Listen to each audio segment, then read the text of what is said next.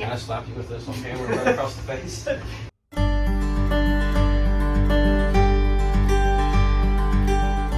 Hey y'all. Oh man, stepping off the steps. It has been a crazy busy morning. I had to go early this morning before daylight and meet a guy. I had to drag some logs out for him so he could get to them to cut up firewood. I am now reviewing my beef cutting. What is the word I want to use? Just a refresher on how to cut up beef. It's been a while and I've never done one this big, and I really don't want to mess anything up. We usually do a lot of ground beef and stuff, but this is such a big beef. I want to do some good steaks and all. So I'm just kind of reviewing to make sure I'm getting it right. If you all need a good butchering book, this thing, it's written by Adam Danforth. It is so detailed. I mean, every little cut is in here. It is amazing. The first time I read it, I was very overwhelmed, but I've just been reading it over and over and over, and it's getting better and better. But anyway, so now I'm going to run to the post office and get some things that I need for processing, and then we'll come back and finish getting set up for it. All right, y'all, we're in here working up Rusty.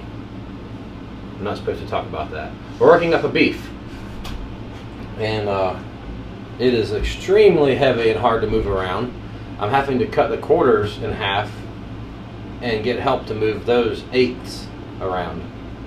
So, I mean, I could probably do it, but why? When I have Kevin over here to help me. And he's got a big knife.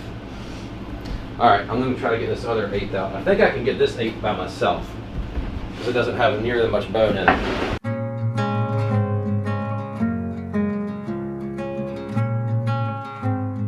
So, on this episode of the Flintstones,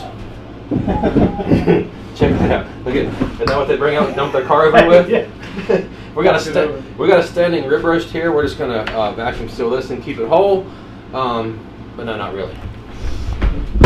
So this piece right here, we had to tie, because by the time Jack and I got to this quarter, we couldn't even carry it. Well, we carried it, but neither of us had the strength even together to pick it up and put it in the get it up to the hooks to hang. So this is an eighth of the cow. So I think this is where the ribeyes and stuff are. So I really want to be careful with this and do it right. I've worked up quite a few beeves, but never one this big. Like I said earlier, I want to be really intentional about trying to save the steaks properly and stuff out of this. So I've got this book over here that I keep referencing that the pages are going to be disgusting on. So, all right, we're going to cut some beef up.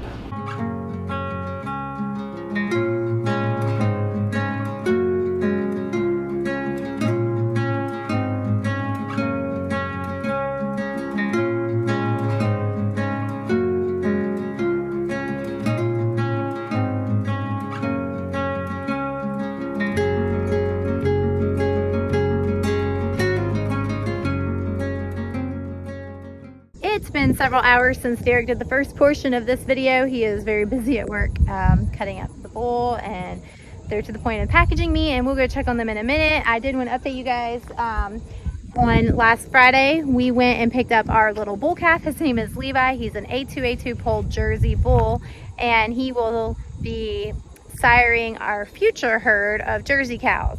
Our Jersey girls are down there eating grass, hanging out, waiting to be milked this evening. It'll be a couple more hours before we milk, but anyways, I would show him to you, but we turned him out with the beef herd. He's very self-sufficient, he's integrated well with the beef herd, and if you don't know anything about calves who like to nurse, they're very persistent and will nurse on any cow that will let them, and he is definitely one of those calves. So we have multiple cows that will let any calf nurse, which is very nice. So he was born in May, so he's several months old, so he's not like he's completely dependent upon nursing and milk, but he has plenty to choose from as far as cows to let him nurse.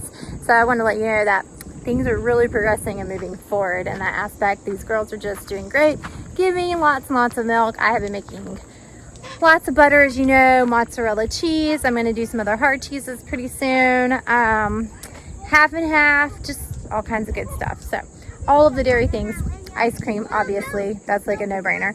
Anyway, I'm gonna go check on these guys and see how it's going butchering the beef and how packaging is doing, and hopefully they don't need my help. I think they have plenty of help. I came out to check on the processing, and they're having to actually do the packaging out here in the outdoor kitchen, which is fine. We usually do it in the cooler, but today, oh, there's a bug on me.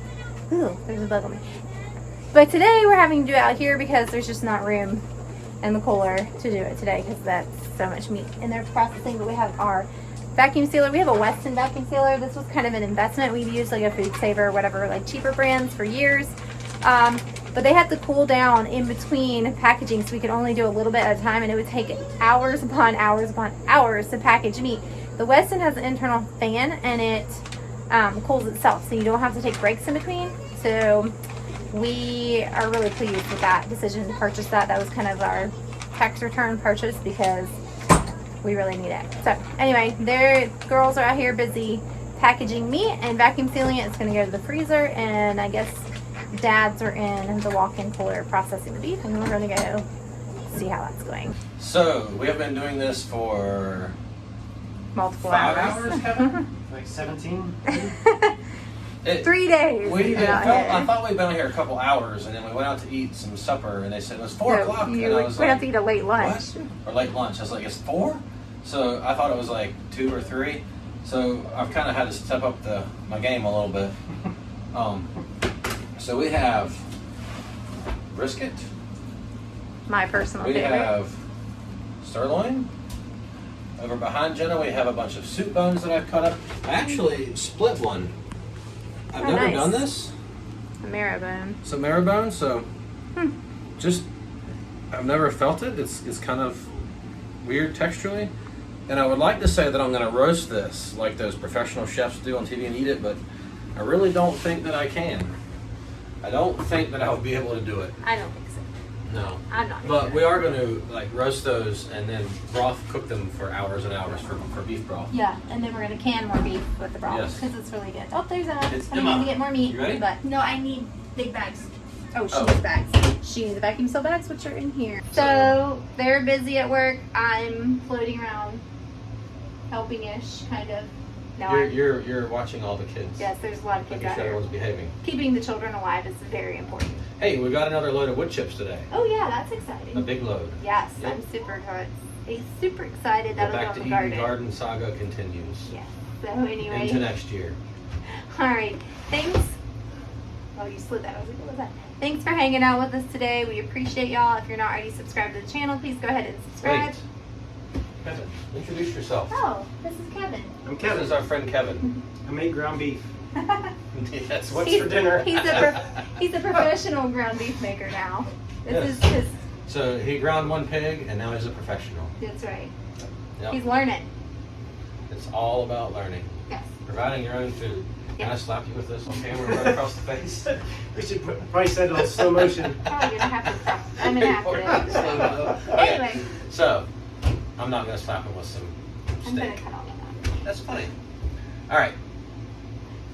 Please comment below. Please don't tell us what you think of these guys. We'll catch you on the next one. See y'all later.